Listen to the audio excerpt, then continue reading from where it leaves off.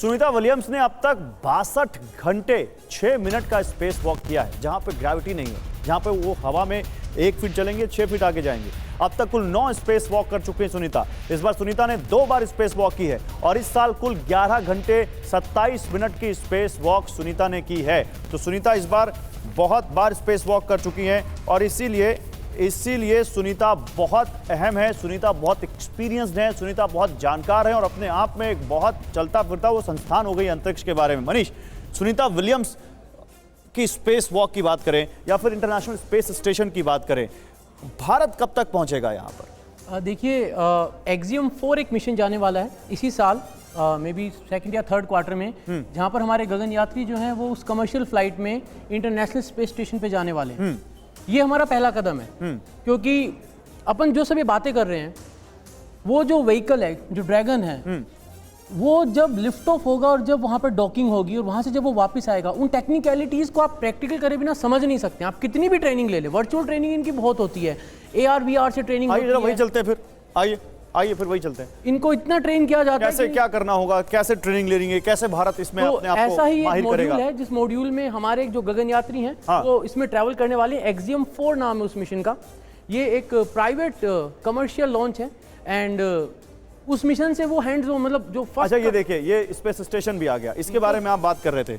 मैं बात कर रहा हूँ कि अपना जो गगनयान मिशन है, जो भारत करना चाहता है, उसकी पहली फ्लाइट है G1 फ्लाइट, जो इस साल होनी है। इस साल 2 फ्लाइट होनी है, G1 एंड G2, क्योंकि हम तैयार कर रहे हैं अपना खुद का एक ऐसा मॉड्यूल जो अपने गगनयात्री को स्पेस में लेके जा सके। लेकिन मैं आपसे जानना चाहता हूं कि जो ये इंटरनेशनल स्पेस स्टेशन है, जिसके एनिमेशन को हम यहाँ पे दिखा रहे हैं, इसको क्या समझा सकते हैं कि कौन सा एरिया कहाँ पे है, कहाँ पे क्या चीज होती है, कहाँ पे डॉकिंग होती है, ये क्या चीज है? ये देखिए, ये जो है, ये सोयूज है जो रशियन है। तो ये जो स्ट्रक्चर होता है ऐसा जो बना हुआ है, ये सोयूज है। देखिए इसमें और इसमें काफी अंतर है। यहाँ पर हमें दिख रहा है, ये जो स्ट्रक्चर दिख रहा है इस टाइप का, ये सोयूज का स्ट्रक्चर होता है। यहाँ पर एक कैनेडा आर्म होती है, एक लंबी रोबोटिक आर्म होती है। तो कुछ वो जो नीचे की तरफ दिख रही थी हमें अभी थोड़ी देर पहले, ये जो रोबोटिक आर्म इधर कहीं पे दिख रही थी, ये एक बड़ी रोबोटिक आर्म होती है। अगर आई थिंक ये बनाने की वही कोशिश की गई है। तो एक रोबोटिक आर्म होती है। तो कुछ मॉड्यूल ऐसे होते हैं जो जाकर खुद डॉक हो जाते हैं, खुद जाकर अटैच हो जाते हैं। ये जाकर अटैच हो गया, यहाँ पर ये अटैच हो गया।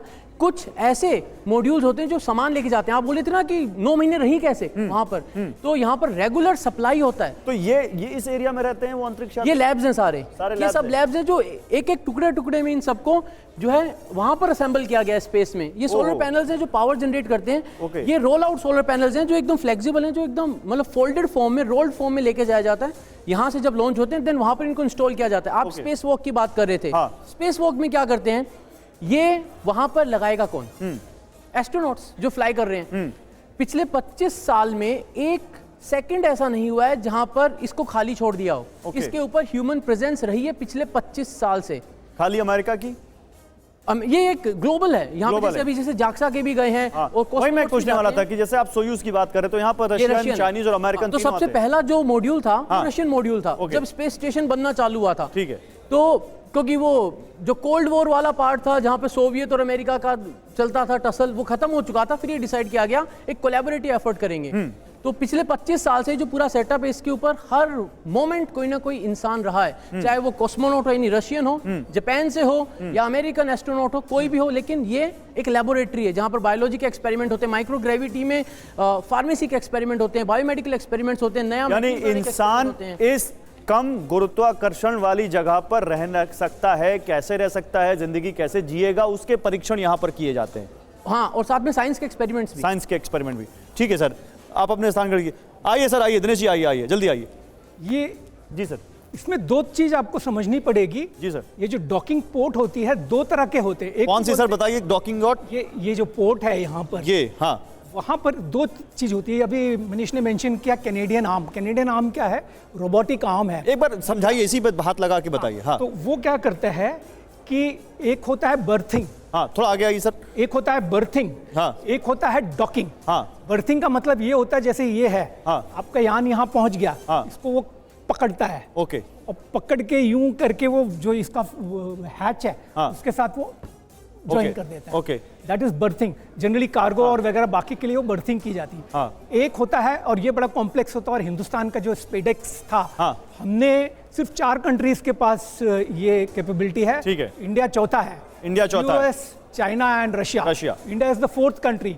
फ्रांस, जर्मनी, जापान, किसी के पास ये कैपेबिलिटी नहीं है। डॉकिंग क्या करता है, वो आता है यहाँ से 20 किलोमीटर, फिर 200 मीटर, फिर 20 मीटर, 2.5 मीटर, और इतने उसके सेंसर्स होते हैं माइक्रोज में, माइक्रोन में, जैसे सुई के अंदर धागा डालते हैं ना जी, उतनी एक्यूरेसी के साथ वो आके डॉक करता है। ठीक है, तो ये हमारे लिए बहुत जरूरी, क्योंकि जब हम अपना स्पेस स्टेशन भेजेंगे तो हमारे पास डॉकिंग अनडॉकिंग की कैपेबिलिटी, और वो हमने अचीव कर ली है। विच इज, हम चांद पे भी अगर जाएंगे तो चांद पे भी हम जब 2 होते हैं, स्पेसक्राफ्ट उतरा, भारत की करके ठीक है, वापस आएगा, तो ये बहुत बड़ी कैपेबिलिटी हिंदुस्तान ठीक है सर।